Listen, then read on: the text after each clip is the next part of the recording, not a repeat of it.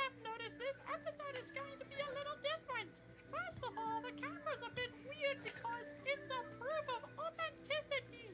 This is the actual TV and an official N64 that survived all the way from the 1990s. No modifying, no camera tricks, it is all real. And that brings me to the second point. I am doing research on the metaverse, what you people call real life. So I am here in plushie form. The other Monarchs could not be here today because they do not have the super powerful technology needed to cross those barriers like I have. So instead, we are going to have a special guest star. The very maker of these videos, and the guy who will be playing the Nintendo 64 for us, live and in person. I present to you, Jay Dice, the Golden Knight of Maryland. Aw, you're so cute! Of course I'm cute, you designed me. Anyway, yeah, like Scarlett said, this is going to be a bit of a different episode today. A bit more of a behind-the-scenes look at things, if you will. I was originally planning on having multiple cartridges in a YouTube short, where you, the audience, could vote on which game I'd play, but impulse instead skipped that step. Besides, I know I don't have that kind of active audience. At least, not at this time. So, like Scarlett said, this is an actual Nintendo 64. This TV is exactly the TV I had when I was a little kid in the 1990s. It's all legit. But as far as Monarchs Play goes, the show, I'm gonna talk a little bit about how all those things work, not just in a meta behind-the-scenes sense, but on a different layer of the plot. Most episodes don't have me holding a phone to a screen, but then again, most episodes it's me and my computer at my home base. That all's done literally upstairs. The video capture software on most videos is OBS, spelled Oscar Bravo Sierra. Audacity is what I use for recording my voice, like I'm doing now. And normally the games I play are on Steam, not a Nintendo 64. Like I said, this episode's a bit different, and there's a reason for that. A very lot-related reason. See? Scarlet and the Scarlet Empire was intended to be the most successful science fiction faction ever put to paper, physical or digital. So if any cartoon character could cross the boundaries to literally become real, it would be Scarlet. And that's why she's here with me today. I love you, Scarlet! Oh, I love you too! Aw, she's so cute. So, a little bit of planned lore for Myth of the Legendary Warrior might bleed over into here because the best way to explain it is kind of how things worked in Myth of the Epic Force. For those who don't know, it was this big book I made back in 2019 using nothing but pen, paper, time, and imagination. Wacky story about these three epic heroes, Chad, Jamie, and Holly, and they went to fight the evil sorcerer Stupidity.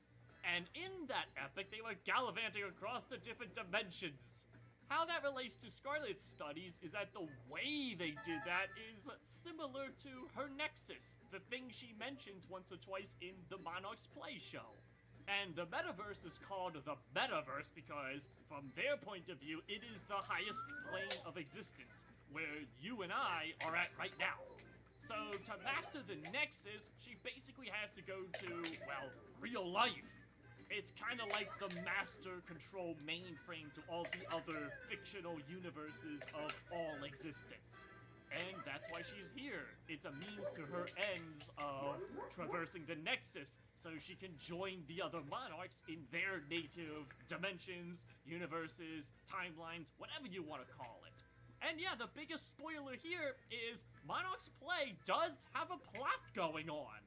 You might not notice it through all the small talk and adorable banter and focusing on whatever's happening in the video games at the time, but there is an overarching narrative hidden beneath those layers. So you might want to pay extra close attention to every little detail that they discuss.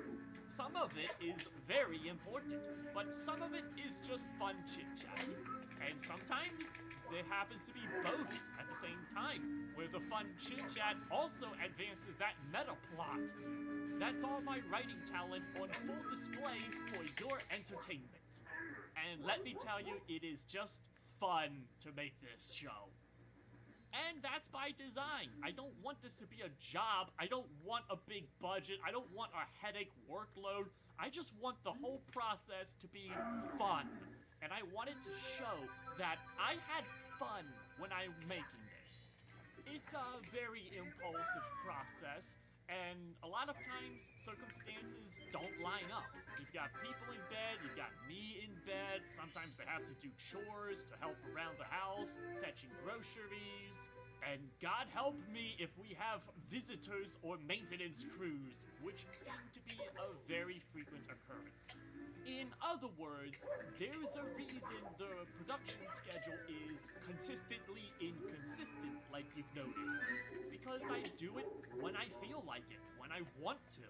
And yes, fun fact, I originally wanted to do another version of President's Play, which is what inspired the making of Monarchs Play. That is a show where people use generative AI voices to make it sound like Donald Trump, Joe Biden, and Barack Obama are hanging out as best buddies playing video games while they're talking about whatever's going on in their lives or in the games. It's that sort of thing.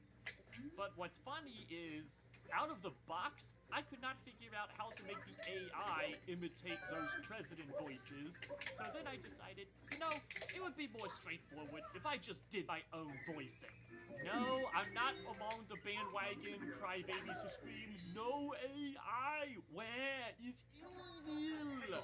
No, that's not the reason. It's more of a practical reason. Like, I thought it would be simpler and easier to just do my own voicing. Imagine a 30-year-old man trying to play the role of a 5-year-old girl. No wonder my voice is kind of weird. You think your voice is weird? I'm the one with the weird voice. I'm the one with the weird voice, Scarlet. I'm sorry if you're supposed to be my daughter in the heroic timeline and weird voices are hereditary. Also, autism is hereditary, but that's beside the point. So what's the secret to taking over the everything? You know, all existence, every dimension, every plane, all of that. Simple. Use your imagination. And trust me, Scarlet, I mean that more literally than you realize. You know, imagination. I mean, we just had the 100 subscriber special, and at the time of making this, it's now 101, so I think it's safe to say this is the Season 1 finale of Monarchs Play. Oh my goodness, a whole season of Monarchs Play! I had no idea it would last this long, or be this fun. But the couple of friends I show it to definitely like it, and absolutely, Mom adores it.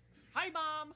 I'm not sure exactly what direction Season 2 will go, but I really want to write Myth of the Interdimensional Axis.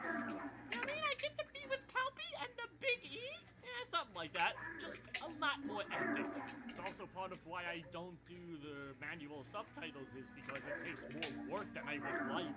Sorry that my voicing is hard to understand.